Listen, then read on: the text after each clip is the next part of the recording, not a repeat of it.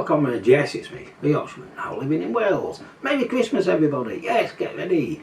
Right, everybody excited? Good, and power to the people. So comrades, I'm going to give you a little bit of an insight into my thoughts on the smart meter in Fiasco. And that's a great title, isn't it? Now, it's not my title.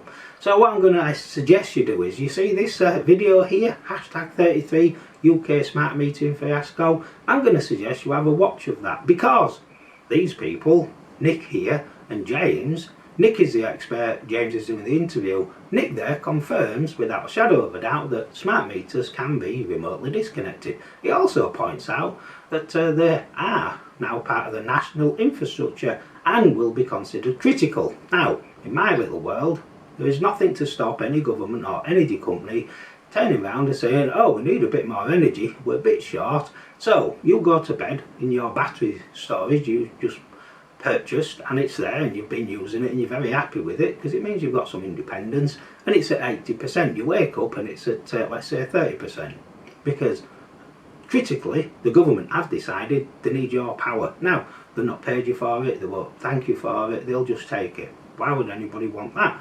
But they're not really telling us that, are they? That's how I'm thinking. If I'm wrong, let me know. I suggest you watch the video.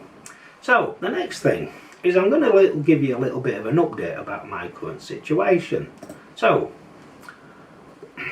I've still got no heating, so this has now been going on for 2 months and a bit more. Still no heating, and of course, let's remember, coming into winter, and of course cold kills, doesn't it? And hot water, well, you know, I'm having to boil a kettle. Interestingly though, this is what I think is now going on, because I've considered it, and I do have more emails, but that'll be in another video because I need to explain the emails in depth. So let me take you through what happened with smart metering switch off.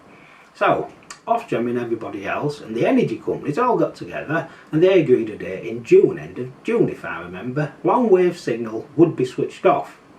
Right, we all complained. They says, oh right, that's not going to happen then, it's going to be a phased introduction. Or phased shutdown, should I say. Now at that point, what I never banked on, and I suppose many people didn't bank on, that the energy companies actually had control of that project. Now think about this, right? A shutdown in June takes you over the summer months, which means people like me and everybody else has enough time to get into what they want to do without freezing to death.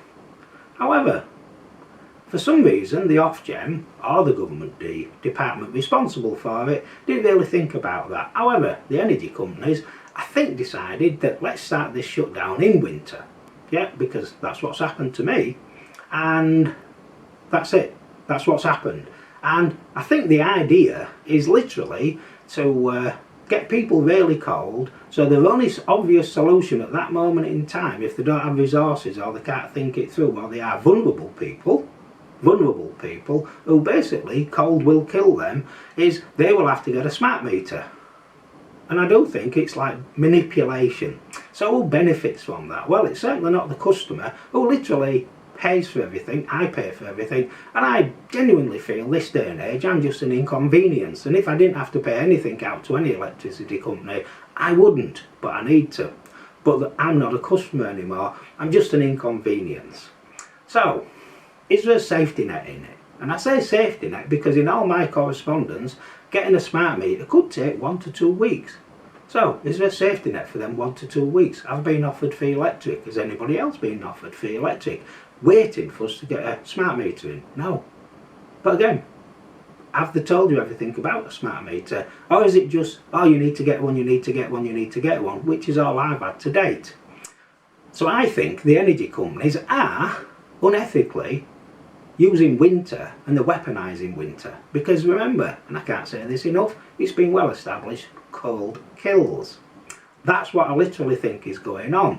But I don't think, of course, that the government body or Ofgem themselves, because I don't know if there's any difference these days, are that interested in it, because nothing's come back to me about it, and I have copied them into some of my emails.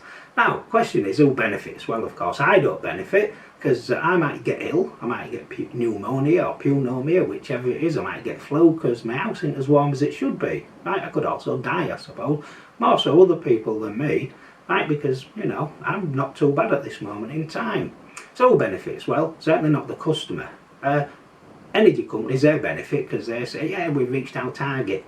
Yeah, now ironically, they don't get money for reaching the target from what I understand, because we are already paying for these smart meters in our bills anyway. So you're literally paying for something you might not want. You couldn't make it up, could you? The government says we're good because on the world stage they can say we've achieved smart meter targets. Why they're going to do that, I don't know. So all I'm going to suggest you do is please watch the video and maybe just think about what is literally going on. And in my opinion, I do believe winter is being weaponised, because anybody of any common sense or ethical consideration would have said, right, delay this switch off for a year and we will do it in summer, allowing people, the consumers, the customers, who pay every single bill to keep these energy companies going, and of course the government going, give them time to make an informed decision, not a rush decision. And I think I've come across this before. Was it in the Great Lockdown? I'm not sure. Right, comrades, thank you for watching. I hope everybody's okay, and well, enjoy yourselves. Thank you.